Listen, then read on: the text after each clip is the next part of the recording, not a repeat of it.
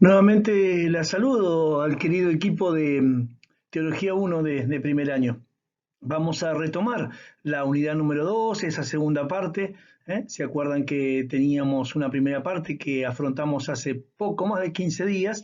Que después justamente en función de las consultas con ustedes que se hizo desde Rectoría, algunos profesores, y también el relevamiento de cómo ustedes se encontraban con algunas tareas, también en otros años, segundo, tercero y cuarto, y también con algunos problemas de conexión, también yo los he tenido. Entonces, la idea era justamente desplazar como 15 días el asunto de por materias, de entregas.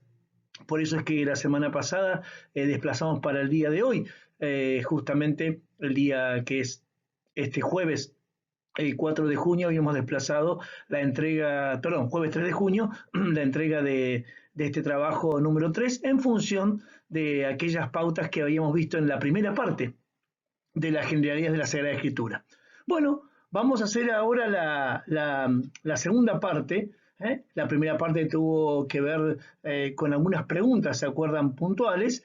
Y ahora vamos a afrontar un tema indispensable, una palabra que es, les diría, un glosario técnico, es decir, una palabra súper técnica, es una palabra griega, pero es una palabra que en Biblia, digamos, es como una palabra técnica, es parte como del glosario técnico, del diccionario específico de Biblia.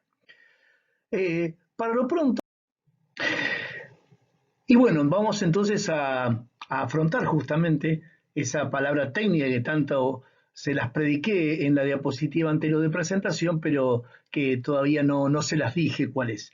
En realidad vamos entonces a colocar cuáles son esa segunda parte que empezamos a ver en el día de hoy en esta clase respecto a las generalidades. Y así como tuvimos algunas preguntas en la primera parte, bueno, acá vamos a cuáles son esas segundas preguntas que nos vamos a ir respondiendo a lo largo del desarrollo de la clase de hoy. Y acá aparece la famosa palabra que ustedes estarían intrigadas, cuál sería esa palabra técnica, esa palabra que viene del glosario específico de la Biblia. Es esa palabra que está en la primera pregunta que tenemos delante en la diapositiva. ¿Qué es el canon bíblico? Esa es la palabra técnica, canon. En realidad nosotros le damos una palabra que se utilizaba en Grecia para otras cosas también, pero en Biblia la palabra canon es fundamental. Repito, subrayenla en sus apuntes, ténganla en cuenta, la vamos a escuchar más de una vez, es parte fundante de estas generalidades para estudiar la Sagrada Escritura. A renglón seguido, cuando podamos ver qué es el canon, qué significa, vamos a ver también en qué períodos se escribió la Biblia. Y hoy vamos a dejar planteado, no lo vamos a terminar del todo, porque la idea es que el jueves que viene, que va a ser jueves 10, por Google Meet, vamos a tener justamente una clase en vivo. La ventaja que tiene Google Meet, como tiene otras plataformas como Zoom, que ustedes capaz que ya la están usando con otra profesora o otro profesor, es que justamente uno puede grabar la clase. Entonces, a las 16:30 del jueves 10 vamos a hacer la clase que va a durar 40 minutos y esa clase de 40 minutos va a tener una particularidad. La primera parte no vamos a presentar contenidos nuevos. La primera parte, unos 20 minutos vamos ustedes y yo a ir charlando por medio de la plataforma de Google Meet para no solamente vernos las caras, sino para que ustedes puedan preguntarme, y yo también a ustedes, qué temas de los que hemos visto hasta ahora, qué tema les quedó pendiente, cuando hicieron algún trabajo, independientemente de que yo ya les voy a enviar la corrección antes del jueves 10, para que tengan de este trabajo 3 que me van a entregar hoy, para que vayamos como aceitando un poco los temas, y más que nos vamos a ver cara a cara. Y también que alguna me pueda comentar, si lo desean, bueno, cuáles han sido sus dificultades técnicas en sí mismas, digamos, técnicas de conexión, técnicas porque, como me decía una alumna hoy, Sergio, yo la única Biblia que pude conseguir hasta ahora o la que tengo adelante para trabajar es una que es el Nuevo Testamento y los Salmos. Es decir, que por ejemplo para el trabajo 3, que había que ser sobre el Éxodo, que es del Antiguo Testamento, no podía usar eso. Entonces, por eso se acuerdan que yo la vez anterior, la semana les puse un adjunto en un correo electrónico donde les decía, bueno, por si alguna no tiene Biblia adelante o no la puede bajar tal cosa, les mandé ¿no? La introducción, por ejemplo, al libro del Éxodo de 2 textos, creo que fue de Jerusalén y del pueblo de Dios, o del peregrino también, ¿no? Igual que también lo hice con el texto de Proverbios que tenían para poder trabajar el punto número 3. Entonces, esto me parece muy importante. La semana que viene, a las 16:30, lo vamos a conectar. Los que puedan conectarse a esa hora por Google Meet, ¿no? Acuérdense que para eso hay que tener una dirección de Gmail, pero bueno, se pueden conectar a ese link y nos podemos ver y vamos a hacer 20 minutos de charla sobre temas en puntual que hemos visto y también si alguna quiere comentarme alguna dificultad que tuvo, repito, técnica por conexión, técnica porque le faltó el material, técnica porque no lo puede bajar, si lo quiere bajar, ese tipo de cosas. Y después sí, la segunda parte les voy a presentar lo que acá tienen delante en la diapositiva, que es esos otros 20 minutos los voy a emplear para presentarles cómo se escribe la Biblia y eso que tiene usted debajo, ese título que dice Panorama Histórico Literario de la Biblia. Es un cuadro que yo se los voy a mandar y que lo vamos a ir analizando no solamente la semana que viene, se los voy a presentar la semana que viene y lo vamos a ir desglosando, que es como ver un cuadro histórico para ver en qué momento de la historia de la humanidad fue surgiendo cada libro, digamos, de la Biblia, de esos 73 que ustedes vieron en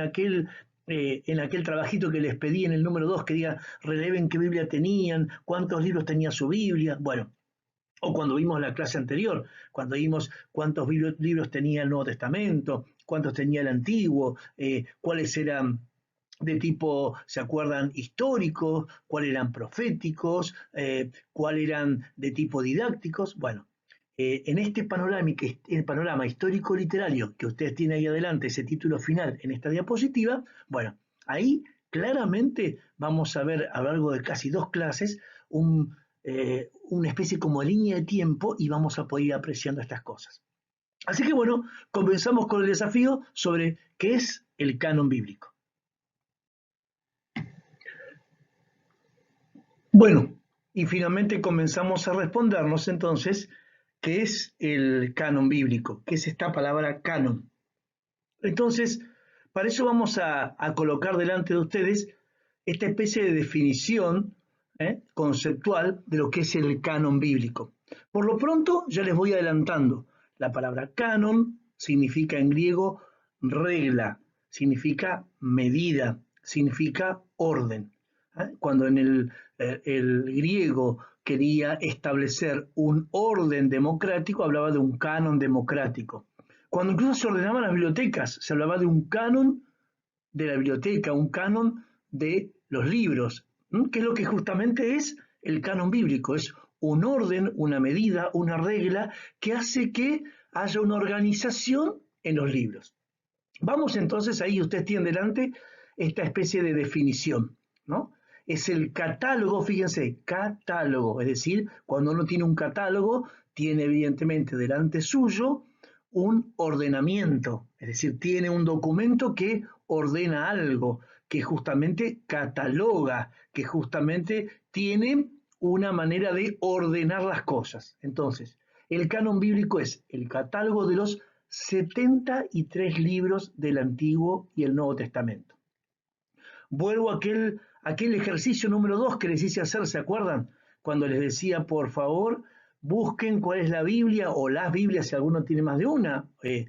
Algunas me decían que incluso no tenían, que tuvieron que pedir prestadas, pero bueno, si tenían una Biblia, busquen en la que tienen delante, ¿se acuerdan? Vayan al índice y vean cuánta es la cantidad de libros que tiene, porque también de acuerdo a la cantidad de libros que tiene, hoy lo vamos a ver, también es realmente a qué versión de la Biblia pertenece. Estamos hablando de la Biblia con la primera parte solamente de la Biblia judía, es decir, la Biblia que tiene la primera parte del pueblo de Dios, es la Biblia evidentemente católica que tiene los 73 libros, es una Biblia de cuando fue la reforma de Lutero, allí en la Edad Media, y tiene menos libros. Entonces, vuelvo a la definición que tenemos delante en la diapositiva.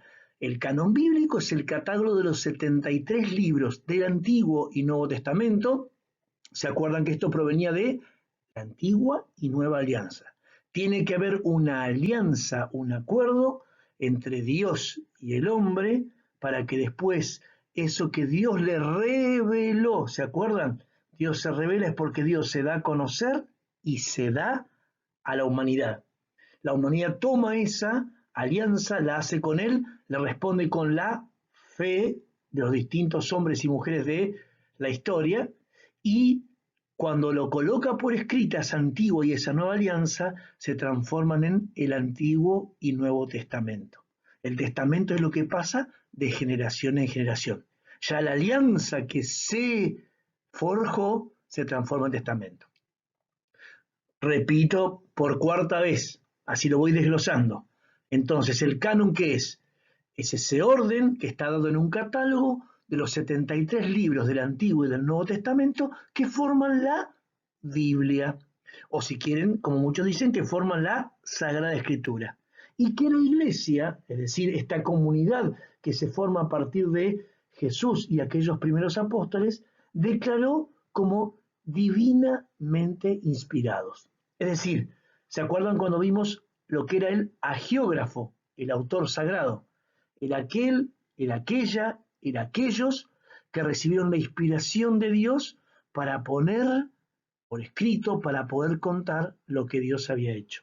Entonces el canon es el orden en el cual están colocados los 73 libros, tanto del Antiguo como del Nuevo, que la Iglesia reconoce, ahí puse habrá declarado, pero justamente lo declara porque los reconoce como que son divinamente inspirados, como que si están ahí es porque justamente Dios quiso contar con esas palabras para decírselas a su pueblo. Bueno, ya que tenemos que es el canon, continuamos con esa segunda palabra que teníamos, esa segunda pregunta, ese cuestionamiento que teníamos en nuestro desarrollo de la unidad número 2 en generalidades. Después de qué es el canon bíblico, venía la pregunta, ¿en qué periodo se escribió la Biblia? O sea, ¿entre qué año y qué año, entre qué siglo y qué siglo, evidentemente, están escritos los libros del Antiguo y del Nuevo Testamento? Bueno, vamos a empezar justamente por aquella antigua alianza transformada en Antiguo Testamento. Esos 46 primeros libros del Antiguo Testamento, que algunos, repito, son libros que son un escrito tipo poético, otros son de tipo oración, otros acuerdan que son históricos, otros son proverbiales, otros son de crónicas, ¿no? Esos libros del Antiguo Testamento fueron escritos, o sea, fueron puestos por escritos entre el siglo XV antes de Cristo. Calcúlense que el siglo XV antes de Cristo es el 1600 antes del siglo cero, o sea, antes, 16 siglos antes del nacimiento de Jesús. Y llegan hasta el siglo segundo antes de Cristo, es decir, aproximadamente hasta el 300. Esto es para tener en cuenta, ustedes fíjense, aquellos 46 libros de los cuales ustedes se acuerdan que hicieron el trabajo práctico número 3, que entregaban hoy, y que tenía un texto de Proverbios, y decíamos que Proverbios fue el primer texto escrito, ese Proverbios 10 que ustedes vieron, para hacer el trabajo, y decía también Proverbios 16. Bueno, de aquel Proverbios, por ejemplo, por más que el primer libro que uno ve en su Biblia es el libro del Génesis, ese es el orden que están colocados los libros porque hablan de un orden de cómo son los acontecimientos. Pero en realidad, escritos no están ordenados por el orden que fueron escritos, sino a qué momento de la historia del pueblo de Dios están haciendo referencia. En este caso, el primer libro, el más antiguo, fue escrito en el siglo XVI antes de que Jesús naciera. Y ese siglo XVI coincide con lo que es el siglo XV, mejor dicho, el siglo del 1600 a.C. es el siglo XV, hasta aproximadamente el 300, el año 300, el siglo II a.C. Esto es el Antiguo Testamento. Bien, vamos a ver el Nuevo. En cambio, los libros del Nuevo Testamento, es decir, los que empiezan a contar desde que empiezan a relatar, por ejemplo, los evangelios, la vida de Jesús, fueron escritos en la segunda mitad del siglo I. Es decir, si aproximadamente Jesús murió en la década del 30 después de su nacimiento, calculen que entre el 50 aproximadamente, 47, 53, después de Cristo, ahí comenzaron a escribirse los textos, los 27 textos que conforman el Nuevo Testamento. Y ahí dice, y llegan hasta donde, y aproximadamente hasta el 105, 110, que se terminaron de escribir esos textos. Entonces, importante. Quiere decir que si uno mira para atrás, si uno al siglo XV, que ustedes tienen delante en la diapositiva, antes de Cristo, hasta el siglo II, quiere decir que uno tiene 13 siglos, 1300 años. Y acá tenemos, evidentemente, en el Nuevo Testamento, unos 60 años más, porque va a ser como del 40 al 100 aproximadamente, quiere decir que en 1000 aproximadamente, en 1000, casi 400 años están escritos los 73 libros de la Biblia. Y si bien no quiero marearlas, pero me interesa este dato que van a ver delante suyo en este cuadro. Mírenlo bien, si tienen celular sáquenle fotos, porque tal vez el día que nos encontremos, la semana que viene, el 10, las que estén presentes ese día, cada vez me quieren hacer una consulta sobre esto. Ustedes me van a preguntar de lo que quieran, vamos a charlar de lo que quieran, de los temas que hemos visto. Pero este cuadro que a ustedes les está apareciendo enfrente, seguramente que les va a llamar la atención, porque es un cuadro comparativo de los libros de la Antigua Alianza, del Antiguo Testamento, que el pueblo judío, que fue el primero que recibe aquella revelación, tiene en cuenta como parte de su Biblia. Fíjense que ahí están los 24 libros que reconocen como Biblia el pueblo judío, el pueblo original que recibió la revelación, son 24. Y fíjense que están ubicados todos, ¿dónde? En la columna que habla de el Antiguo Testamento, de la Antigua Alianza. En el Nuevo Testamento, por supuesto, no tienen nada. ¿Por qué? Porque evidentemente para ellos termina esa especie de, no termina su historia bíblica hasta el momento que ellos estaban esperando al Mesías. En su Biblia no está condensado el nacimiento de Jesús. Recuerden que el nacimiento de Jesús, que es la Mesía, que es el Mesías esperado aún por el pueblo judío, ¿no?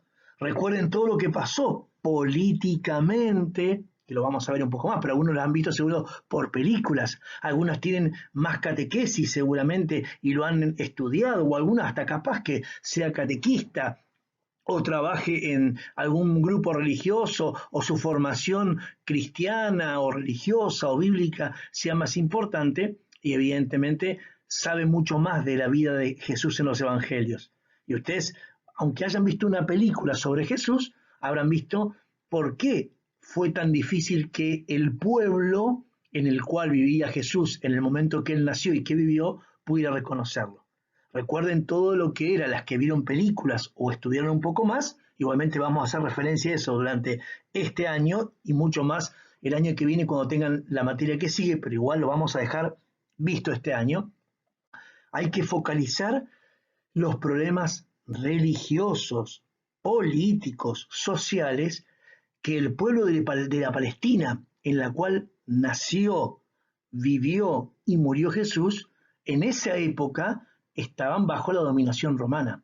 Entonces, evidentemente, ni al judaísmo le iba a convencer nunca un Mesías, un Salvador, como si fuera este hombre que curaba gente nada más, porque ellos querían vencer, evidentemente, tanto la cúpula religiosa como política como social, querían sacarse a los romanos de encima. Entonces era difícil reconocer, como decía en la cruz de Cristo, aquí yace Jesús el Nazareno, rey de los judíos. No, ese no era el rey de ellos esperado.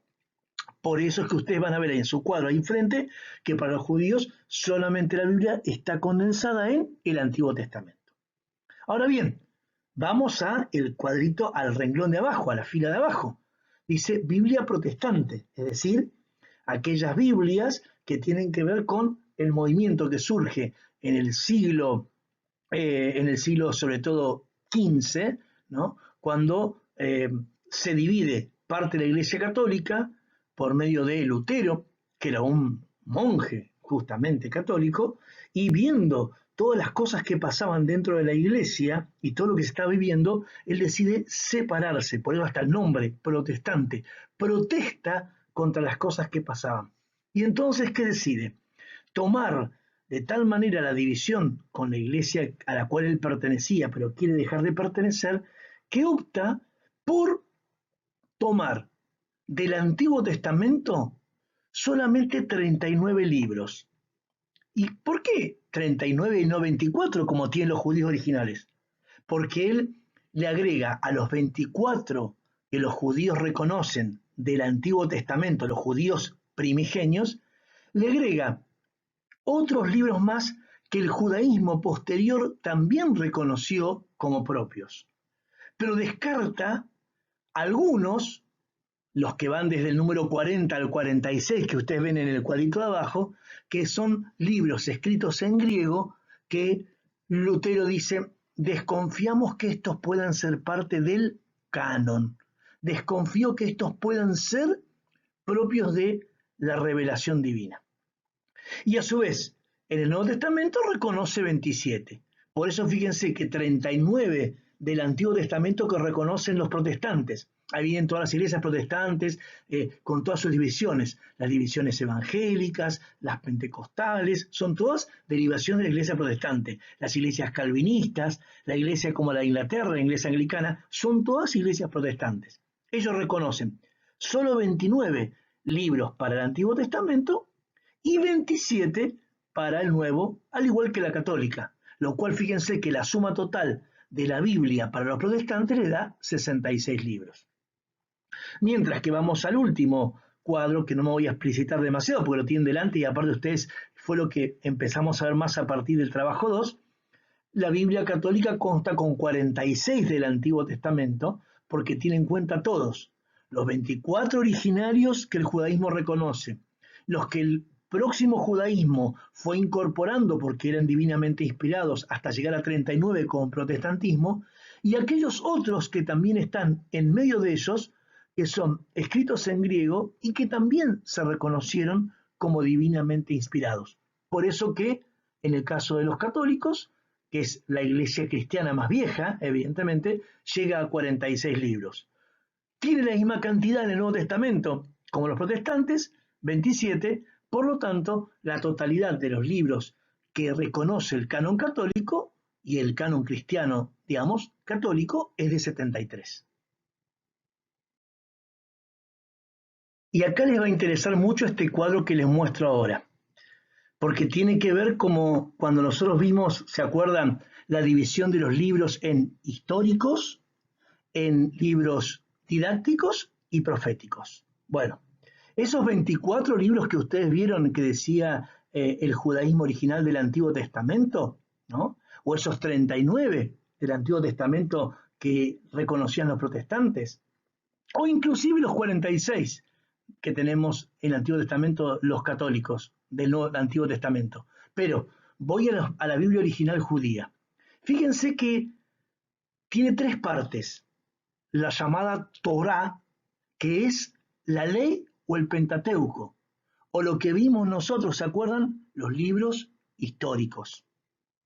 Es decir, para ellos, en la Torá, que son los 5 primeros libros, está condensada toda la ley, es decir, es el corazón de la antigua alianza, el corazón del Antiguo Testamento. Después tienen una segunda división, ¿se acuerdan los libros proféticos? ¿Cómo se llaman en hebreo? Nevim, quiere decir que la Biblia judía tiene una segunda parte. Los libros proféticos se llaman Nevim, porque Nevim significa profeta en hebreo. Y por último, tienen, ¿se acuerdan los libros didácticos? Proverbio, Cantar de Cantares, los Salmos. Bueno, son el Hedvin, ¿no? Por eso que yo les puse a propósito arriba la K, como la K nuestra de nuestro abecedario, y abajo les puse una J, porque la forma con que se dice la palabra Ketuvim, que ustedes dicen ahí como Ketuvim con K, es Ketuvim, que significa la sapiencia, que significa la sabiduría, que significa la enseñanza que se entrega. Entonces, ahí tiene usted la misma división que vimos aquella vez con los libros históricos, proféticos y los libros didácticos. Y abajo, fíjense, ¿cómo se llama la Biblia judía? Se llama Tanaj. Es decir, utilizan la primera letra de cada una de las divisiones, porque en el hebreo no existen las vocales. Es un idioma muy parecido, si alguno de ustedes es descendiente de guaraní, es decir, de familia paraguaya, o misionera, o correntina, o sabe hablar el guaraní, o más o menos lo entiende. Bueno, vieron que el guaraní es un idioma gutural, es decir, se habla teniendo el aire pegado entre el paladar y la lengua. Por eso que es tan cerrado. Bueno, el hebreo y el arameo, que son lenguas de la Biblia, son lenguas originales guturales. Entonces, el nombre primero es Torah, el segundo es Nevin y el segundo es Hetvin. Todo eso se reduce en la palabra Tanaj. Así se dice Biblia en judío. La Biblia judía es la Tanaj. Y la diapositiva que tienen delante se las coloco para que puedan ver simplemente lo que relatábamos en la primera diapositiva sobre qué era el canon, ¿no? Entonces les puse, a propósito, resaltado en colores, ¿no?, la tradición apostólica, es decir, lo que fue pasando de generación en generación de los apóstoles después de Cristo, hizo tomar conciencia, hizo discernir a la Iglesia que los escritos constituyen justamente una lista de libros sagrados. Ese listado es lo que nosotros llamamos canon, es decir, el canon de las escrituras, el canon de las sagradas escrituras, el orden de las sagradas escrituras. Y ahí les puse a propósito, como se lo he dicho en la primera diapositiva, canon viene de la palabra griega canon, que significa medida, regla, algunos pueden decir también significa orden, catálogo, como vimos. Eso simplemente para que tengan como referencia. Bueno, y aquí tienen, para que lo tengan enfrente, no se rompan la cabeza, no se rompan la cabeza, simplemente para que lo vean,